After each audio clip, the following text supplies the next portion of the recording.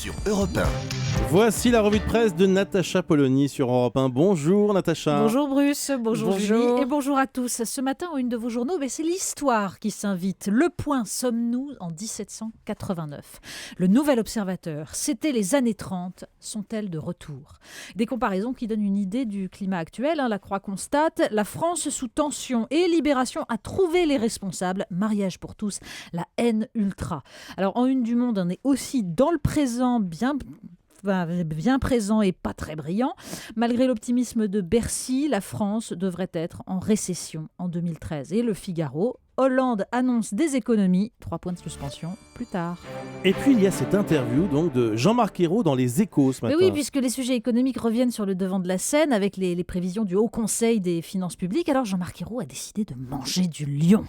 Si vous lisez son interview dans Les Échos, alors la photo de une est volontariste, le doigt tendu pour rappeler à l'ordre les récalcitrants.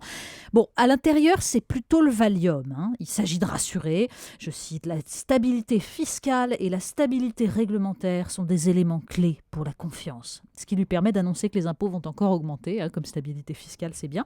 Donc en résumé, tout va bien, dormez braves gens, on suit la même politique. Vous demandez du temps, constate le journal. Je ne demande pas du temps, je dis qu'il en faudra. C'est vrai qu'avec ce discours, Christophe Colomb a fini par découvrir l'Amérique. Mais nous, on se demande vraiment s'il y aura un continent tout au bout. Et on n'est pas les seuls. Le Parisien nous livre les confidences de conseillers de l'Élysée. Après le mariage gay, le non-cumul des mandats, qui n'ont d'ailleurs pas fait remonter la cote de popularité. On est de retour dans le dur. Entendez, dans les ennuis et jusqu'au cou. Alors, et puis ça a peut-être aussi un lien d'ailleurs. Il est aussi question de l'espérance de vie. Oui, parce que retour dans le dur, ça signifie des réformes et notamment celle des retraites. Ouais. Alors le gouvernement devrait s'intéresser à cette étude de l'INED commentée par Ouest France et par Le Progrès aujourd'hui. Les Français vivent toujours plus vieux. Ils restent les champions de l'espérance de vie à 65 ans en Europe. L'espérance de vie à 65 ans, c'est le nombre d'années qui restent à vivre quand on a 65 ans.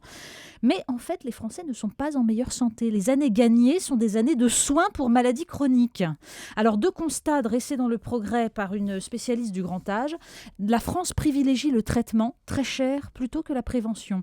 Et surtout, la France oublie que même, et surtout à 65 ans, le travail, c'est la santé. Quand les conditions sont aménagées comme dans les pays scandinaves, on se porte mieux à travailler qu'à ne rien faire. Des pistes pour des économies peut-être. Tout ça se déroule dans un climat un peu particulier que soulignent d'ailleurs les hebdomadaires. Oui, c'est d'ailleurs pour ça qu'on doute que le gouvernement se lance dans des vraies réformes, parce que le climat est quand même pas du tout propice. Je vous citais donc les unes des hebdos et les comparaisons qu'ils font n'ont rien d'hasardeux. En fait, elles sont d'ailleurs, c'est amusant, totalement idéologiques.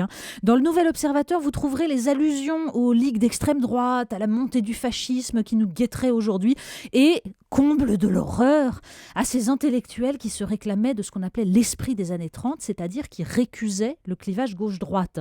Thierry Molnier ou Emmanuel Mounier, par exemple, qui rejetaient à la fois le capitalisme matérialiste et le totalitarisme et qui cherchaient une troisième voie. Et pour le Nouvel Obs, pas de troisième voie, il y a le bien et le mal. Alors on pourra lire d'ailleurs dans l'Avis un dossier sur ces intellectuels catholiques qui dénonçaient la puissance de l'argent, Péguy, Blois, Bernanos. C'est vrai, ils ne sont pas la tasse de thé du Nouvel Obs, peut-être justement parce qu'ils ne collent pas à leur vision binaire. Mais c'est un dossier très intéressant. Dans le Point, au contraire, ce ne sont pas les années 30, c'est 1789 qui est évoqué, parce que la Révolution fut d'abord une crise de l'impôt, un refus des classes bourgeoises de supporter la charge pendant que les nobles refusaient de participer à l'effort. Alors dans le dossier, le philosophe Marcel Gauchet insiste sur le consentement à l'impôt qui ne peut découler que d'un contrôle de la dépense. Les Français ont tout simplement envie de savoir ce que le gouvernement fait de leur argent et savoir que c'est efficace. Pour l'instant, ça n'est pas le cas. Quant à l'historien Patrice Guéniffet, il voit un point commun entre la monarchie absolue et la Ve République. Ce sont des systèmes forts, conçus pour des hommes forts, Louis XIV et De Gaulle, et occupés par des hommes faibles, nous dit-il, Louis XVI et François Hollande. Alors, illustration de ce climat extrêmement tendu avec, évidemment, le débat autour du mariage pour tous. Oui, c'est un des éléments qui revient depuis plusieurs jours, et notamment ce matin, la radicalisation autour du mariage gay. Alors, vous pourrez lire dans le Figaro, c'est assez amusant, les atermoiements de la droite qui se sont obligés obligée de prétendre qu'elle abolira la loi si elle revient au pouvoir, alors qu'elle sait très bien que c'est totalement impossible. Donc il y a débat à droite, et après les 35 heures, on sent qu'on va arriver à un nouveau sparadrap bien collant. Mais ce qui apparaît ce matin dans Libération comme dans Le Monde, c'est surtout cette idée qu'il y aurait une génération anti-mariage gay qui construit sa conscience politique. Les deux journaux s'insurgent contre ces manifestants qui osent abuser des mots résistance, dictature, légitimité de la rue.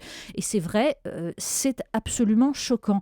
Sauf qu'à ce jeu-là, les manifestants anti-mariage gay sont des stagiaires par rapport aux mouvements sociaux de gauche qui ont eu lieu et qui eux aussi usaient de ces mots-là. Or, les mots ont un sens. Alors le seul problème que posent ces deux journaux, et ils ont raison, c'est de savoir où ces jeunes gens porteront leur conscience politique toute neuve quand il s'agira de voter. Et puis il y a un article dans le Figaro qui a retenu votre attention. Oui, parce que c'est une page sur ce projet de loi visant à autoriser les cours en anglais dans les universités françaises, au prétexte d'attirer les étudiants étrangers. Astrid Delarminat cite Antoine Compagnon, effondré d'avoir entendu la ministre de l'Enseignement supérieur, Geneviève Fioraso, expliquer que sans cela, nous nous retrouverons à 5 à discuter de Proust autour d'une table.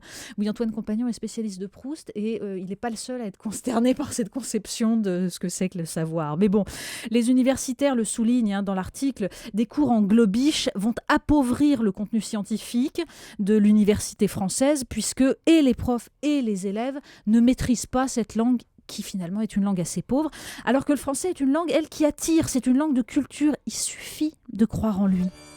Le clin d'œil du jour. Eh bien, le clin d'œil, c'est que le Parisien nous apprend que Caroline a 60 ans.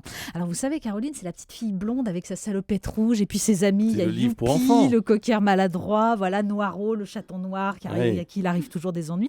Puis Pitou, la petite panthère. Ça marche encore très bien, 60 ans, pas une ride. Je vous jure que sur les enfants, c'est formidable. Alors, il manque juste un album, c'est Caroline au gouvernement.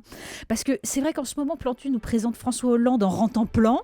Et bien là, on n'a qu'une envie, c'est de se livrer à un petit jeu. Devinez qui est le chaton qui rate tout et qui finit plein de bosses. Il vous fait penser à qui ? Merci Natacha Polony.